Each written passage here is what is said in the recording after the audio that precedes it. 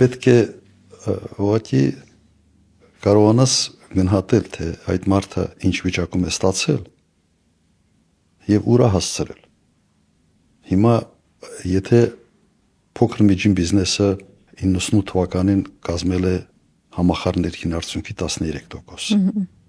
2008 թվականին արդեն կազմել է 46%։ Երևի լավ կյանքից է, չէ՞ դա կատարվել լավ պայմաններից։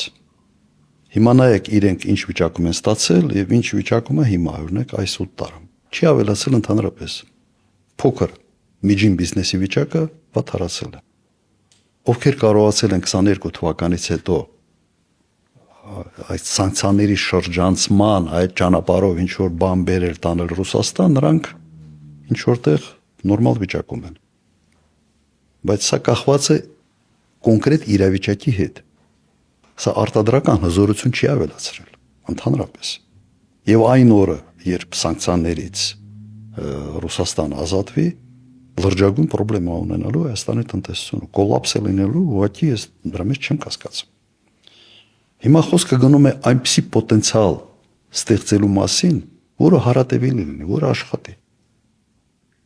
Հիմա մեր առաջարկը սա է։